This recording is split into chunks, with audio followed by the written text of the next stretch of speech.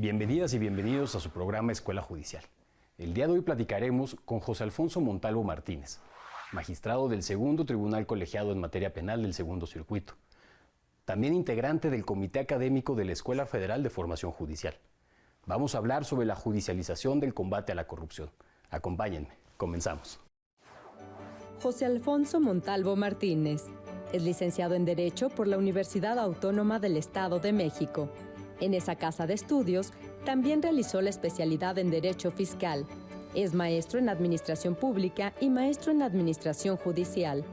Cuenta con más de 22 años de experiencia trabajando tanto en juzgados y tribunales federales como en el Consejo de la Judicatura Federal. Asimismo, prestó sus servicios profesionales en la primera sala de la Suprema Corte de Justicia de la Nación. En 2011, fue designado juez de distrito por oposición y en 2015 asumió el cargo de magistrado de circuito. Actualmente, forma parte del Segundo Tribunal Colegiado en Materia Penal del Segundo Circuito y es integrante del Comité Académico de la Escuela Federal de Formación Judicial. Magistrado José Alfonso, bienvenido a su programa Escuela Judicial. ¿Qué tal, Francisco? Muchas gracias por la invitación. Al contrario, magistrado, muchas gracias a usted por su tiempo y sobre todo por los conocimientos que nos va a compartir. Para comenzar, me gustaría preguntarle, pues la verdad, una pregunta un poco compleja. Sin embargo, para poder sentar un piso mínimo, ¿qué entendemos por corrupción? Mira, Francisco, por corrupción podemos partir de una definición muy sencilla, muy entendible, que consiste en el abuso del poder encomendado en beneficio de una persona en lo particular. Pero ya un poquito más contextualizado, pues tenemos que la corrupción constituye un problema social complejo, ¿no? que impacta en distintos sectores, no es exclusivo del sector público, sino que también puede ocurrir en ámbitos empresariales, ámbitos privados, educativos, deportivos incluso. Entonces, en el cual pues están involucrados diferentes agentes, ¿no? Pueden estar involucrados servidores públicos, la sociedad, en general. Me gustaría hacer solamente énfasis, magistrado, que cuando hablamos de corrupción, precisamente hablamos de un concepto polisémico, que tiene muchos alcances y por lo tanto que no podemos simplemente pensar que en una prueba es A o B. En realidad es que tendríamos una gran escala de grises que también nos exige precisamente la evaluación. En ese sentido, magistrado, ¿nos podría comentar de qué hablamos cuando mencionamos algo como judicialización del combate a la corrupción? Claro, Francisco, la judicialización de la corrupción consiste en la intervención por parte de los poderes judiciales, en este caso a nivel federal y también en las entidades federativas, lo cual trae como consecuencia que estas instituciones, a través de esta intervención, refuercen su independencia, su autonomía, su profesionalismo, y este tipo de procedimientos pueden llevarlo principalmente por tres vías, ¿no? Por un lado, la vía administrativa, de acuerdo al nuevo marco normativo, la vía penal, ¿no? En cuanto al establecimiento de distintos tipos penales en los cuales se pueden sancionar hechos relativos a la corrupción, e incluso hoy día se ha abierto la puerta de la judicialización a través de los medios de control constitucional, específicamente a través del juicio de amparo, que aunque debo decir que todavía es un tema que está en la mesa de debate, que todavía no está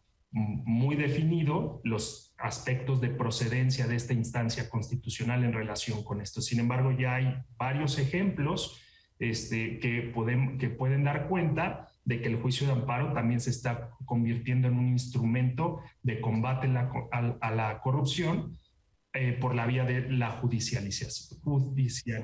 Magistrado, estas definiciones, estos alcances, estos nuevos procedimientos derivan principalmente de lo que nuestro país creó al Sistema Nacional Anticorrupción. La reforma constitucional y las reformas a las leyes secundarias que de ella derivaron precisamente sentaron las bases de un nuevo sistema de combate a la corrupción. Sin embargo, magistrado, antes de que esto existiera, ¿cómo se atendían entonces los casos que tenían que ver con corrupción? ¿Cómo llegaban al Poder Judicial? Claro, mira, en primer lugar, pues debemos tener claro qué es el Sistema Nacional Anticorrupción. para ver cuál en todo caso es el antes y el después, ¿no? Y su fundamento constitucional es el artículo 113 de la Constitución y constituye la instancia de coordinación entre los distintos niveles de gobierno que tiene como finalidad prevenir, sancionar y detectar, fiscalizando el control de recursos para identificar dónde se pudieran materializar este tipo de conductas. Y este sistema nacional de anticorrupción pues está integrado en primer lugar por un comité coordinador en el cual incluso el Consejo de la Judicatura Federal forma parte, la Auditoría Superior de la Federación, el Senado de la República, lo mismo la Fiscalía General de la República. Y antes, pues bueno, los procedimientos en esta materia generalmente solo eran tratados en la vía administrativa a través de los organismos internos de control. Antes no había partes jurisdiccionales y en la vía penal siempre ha habido de alguna manera tipos penales que tipifican conductas relacionadas.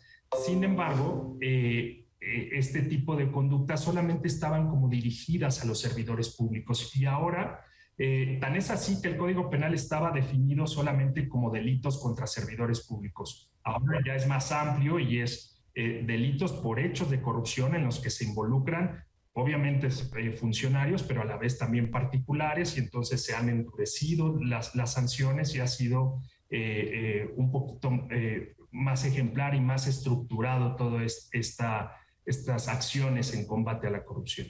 Magistrado, vamos a una brevísima pausa. A nuestra audiencia, por favor, no se desconecten. Esto apenas comienza. Estás viendo Escuela Judicial.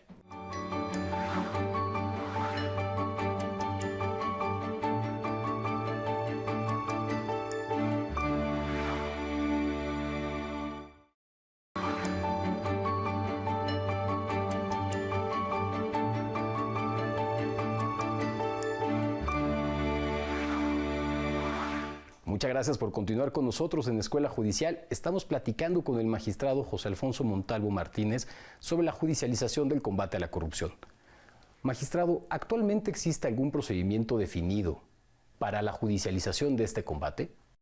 Sí, Francisco, y tenemos un marco normativo de alguna manera novedoso, robusto, en el cual se le ha dado mucho más dientes a todos estos procedimientos que, como mencioné en el bloque anterior, uno es por la vía administrativa y inician a través de los órganos internos de control, pero a diferencia de lo que ocurría antes, ahora pues tiene dos etapas, ¿no? Una, la relativa a la parte de la investigación y otra, la substanciación que corre a cargo de las propias autoridades administrativas. Y luego, que es lo novedoso, lo relativo al pronunciamiento de la resolución correspondiente que ya corre a cargo de la sala o la tercera sección de la sala del Tribunal Federal de Justicia Administrativa, particularmente en conductas graves. Y por el otro lado, pues en el aspecto penal, pues muy de la mano con el nuevo sistema penal acusatorio, pues tenemos etapas que inician con el fiscal en una investigación inicial cuando hay una denuncia por hechos delictivos relacionados con temas de corrupción, realiza él una investigación inicial, pasa a una etapa de investigación complementaria, pero ya con el control judicial, ya ante un juez de control propiamente dicho. Luego viene una etapa intermedia de este proceso penal acusatorio donde se hace una depuración probatoria para culminar, y si ese es el caso, si no es que terminó antes por algún medio alternativo, pasa a la etapa de juicio, donde ya se desahogan las pruebas y viene la sentencia correspondiente a cargo del Tribunal de Enjuiciamiento. Magistrado, ¿existe platicábamos hace un momento, después de este procedimiento así de bien definido, con estas etapas que amablemente nos comenta? Sin embargo, cuando nos acercamos nuevamente a una definición de corrupción como la que nos ofrecían al inicio, nos invita a pensar que existe una serie de conductas muy amplia que podrían precisamente encuadrar en este abuso de poder o este desvío de los intereses originarios, ¿no?, por conflictos de intereses con respecto a las personas que están involucradas en los procedimientos públicos. En ese sentido, magistrado, ¿considera que existe algún tipo de conducta reiterativa? ¿Tenemos esta estadística en el Poder Judicial? ¿Cuál es el delito o cuál es la comisión conductual más recurrente por la que se lleva a cabo este procedimiento de judicialización del combate a la corrupción? Sí, claro, Francisco. Mira, los datos que yo tengo están relacionados con el informe que recientemente emitió la Fiscalía al Senado de la República, en el cual informó que hay alrededor de 1,688, un poquito más, de carpetas de investigación abiertas relacionadas con temas de corrupción. De acuerdo. Sin embargo, el desglose en ese aspecto ya no es tan alentador, ya que de estas, pues solo 22 carpetas han sido judicializadas. Son muy pocas. En las cuales, pues, el 80% fueron denunciados servidores públicos, y de ahí un 9% particulares, un 2% empresas, un 1% sindicatos. Lo que sí es que en cuanto a los delitos que hay mayor litigiosidad o mayor incidencia, tenemos en primer lugar el peculado, en segundo el uso ilícito de atribuciones, en tercero el ejercicio indebido del servicio público y por último, en cuarto lugar, el cohecho. No obstante, quiero mencionar que penalmente tal vez habrá 10 o 12 tipos penales relacionados con el tema, pero estos son los de mayor incidencia. Magistrado, permítame por favor salirme un poco de este contexto y regresar a lo que mencionaba al inicio sobre la obligación que tiene el Poder Judicial de la Federación de prevenir e identificar los riesgos. No solamente atender a las denuncias, no solamente hacer la investigación y en su momento emitir una sanción, sino precisamente generar un esquema de prevención. En este esquema de prevención, magistrado, ¿usted considera que se podría incluir el plan contra el nepotismo que está llevando a cabo el Poder Judicial de la Federación? Dentro del contexto de judicialización, disculpe.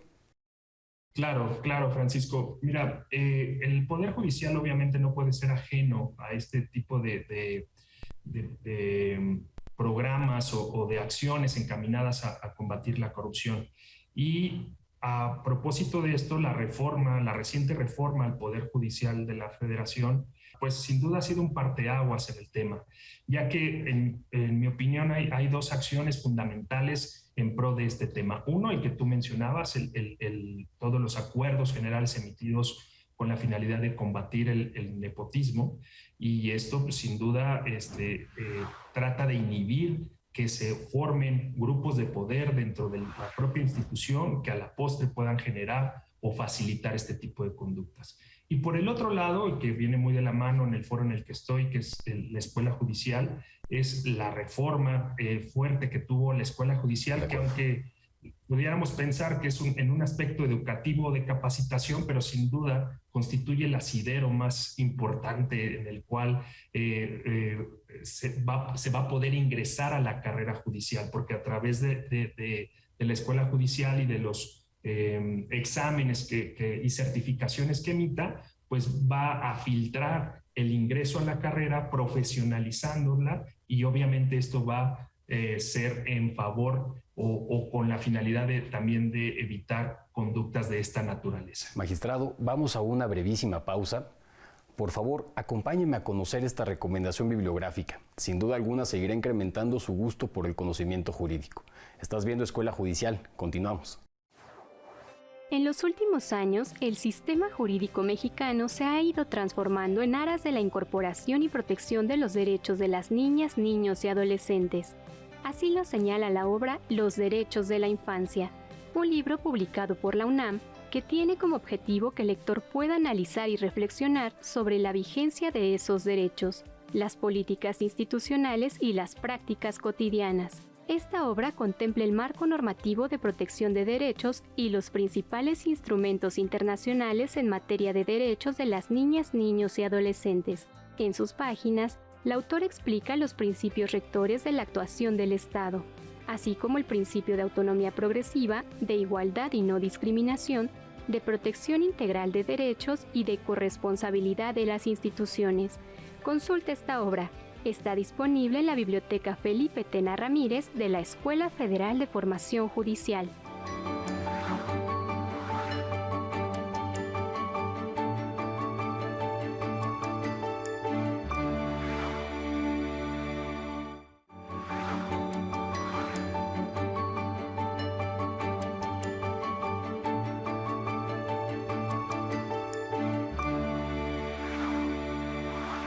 Muchas gracias por continuar con nosotros. Magistrado José Alfonso, hace un momento platicábamos precisamente de cuáles son los avances que ha tenido el Poder Judicial, principalmente en materia de combate al nepotismo y la instalación e instauración de una nueva carrera judicial. Sin embargo, a su juicio, ¿cuál es el balance de la situación actual en el combate a la corrupción desde el Poder Judicial de la Federación? Mira, yo pienso que, como lo mencionaba hace rato, y no solo el Poder Judicial, sino en general, creo que no es un problema hoy día ya de marco normativo. Creo que tenemos un marco normativo robusto, valioso, que genera la fortaleza suficiente para poder desplegar acciones encaminadas a combatir este flagelo. Sin embargo, creo que es importante que los actores, tanto políticos o jurisdiccionales, administrativos, pues comprendamos la manera en la cómo se aplica este marco normativo para generar un compromiso en estas acciones, también de alguna manera ser muy activos en las acciones que despleguemos al respecto y ser muy congruentes. Al respecto, considero que el papel de la ciudadanía es fundamental, ¿no? En estas cuestiones, y creo que el Poder Judicial está haciendo lo correcto. Tenemos ejemplos ya muy palpables, muy difundidos, ¿no? Muy transparentes, en los cuales el ministro presidente ha desarrollado acciones y ya específicas para combatir este tema. Magistrado, particularmente, ¿cuál considera usted que es el papel de la ciudadanía en este proyecto de combate a la corrupción desde el Poder Judicial y en el Poder Judicial? Mira, el papel de la ciudadanía puede ser muy variado, ¿no? Uno, y creo que es el fundamental, y creo que es el que debemos de tener todos, que es el del denunciante, ¿no? El que cuando advirtamos que de alguna manera a nuestros ojos hay una conducta de esta naturaleza, denunciarlo. Yo creo que esa es la principal y ética, ¿no? Por otro lado, también el papel de las ciudadanías a través de las asociaciones civiles, emprendiendo litigios estratégicos que puedan poner de manifiesto este tipo de conducta, ¿no? Tenemos varios ejemplos que ya la Corte ha resuelto, que generalmente vienen de estas asociaciones civiles, a quienes la Corte acertadamente, a mi consideración, les ha reconocido interés legítimo para poder acudir a estas instancias y poder mostrar este tipo de problemáticas. Por otro lado, también las asociaciones civiles educativas, y junto con ellas, como es el caso de la Escuela Judicial, que no puede ser la excepción, que crea espacios como este, o también desarrolla foros nacionales o internacionales en el cual hace trabajos de capacitación y concientización sobre esto. Por otro lado, también tenemos todos los mecanismos de acceso a la información, transparencia. Eso está de la mano de todos nosotros, y que cada que veamos alguna acción que no nos pareciera adecuada, pues bueno, solicitar la información correspondiente ante las instancias, y de ahí partir para, en todo caso, estar en condiciones de denunciar. Y por último, pues la participación, que ya es un tanto formal o un tanto normativa, a través del Sistema Nacional Anticorrupción, a través de los comités de participación ciudadana, que, como sabes, Francisco, pues están integrados por 5 personas que tienen un alto conocimiento en la materia y que pues durante toda su experiencia han trabajado con la finalidad de combatir este tipo de conductas que tanto daño nos hacen. Magistrado, me gustaría resaltar dos circunstancias que menciona, principalmente la relevancia de la información, la relevancia de la investigación y la relevancia de la denuncia, que implica por parte el acompañamiento de la ciudadanía, pero también las obligaciones que al interior de las instituciones tenemos con la finalidad de rendir cuentas, con la finalidad de generar mayor apertura precisamente hacia la sociedad en general. Magistrado, muchísimas gracias por habernos permitido platicar con usted. Es sin duda un tema fundamental, como muy bien lo mencionaba, para la Escuela Federal de Formación Judicial, en donde hemos puesto mucho énfasis precisamente en cómo revertir las condiciones y mejorar la legitimidad y la credibilidad de las instituciones en la sociedad en general. Magistrado, muchas gracias por habernos permitido platicar con usted. Gracias a ti, Francisco. Magistrado José Alfonso Montalvo Martínez, integrante del Comité Académico de la Escuela Federal de Formación Judicial. A nuestro auditorio, por favor, gracias por seguir con nosotros, gracias por acompañarnos y permítanos darles una breve sugerencia sobre una dosis de cultura. Acompáñenos en la siguiente. Esto fue Escuela Judicial. Hasta la próxima. Les saludo desde la Ciudad de México para invitarles a ampliar sus territorios de placer. Esta vez a través de la propuesta fotográfica de Santiago Arau sobre la pandemia por COVID-19. Vamos a conocerla.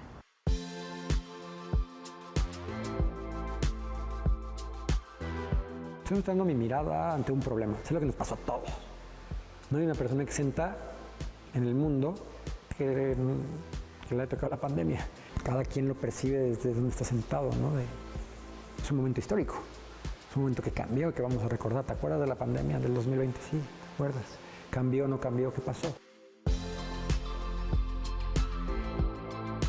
Llega un momento en mi carrera donde no solamente me sorprenden cosas, sino que empiezo a tener una narrativa y a poner fotos con otras y hacer justo una narrativa en un mundo digital tan voraz, que lo que hoy está sucediendo mañana no es. De tomarme el tiempo de acomodar las fotografías y de mostrar una historia. Y esto es una historia del coronavirus en Ciudad de México. Es una crónica de pandemia fotográfica a partir de mi mirada, con el acompañamiento de otros fotógrafos, de lo que sucedió en 2020 al 2021.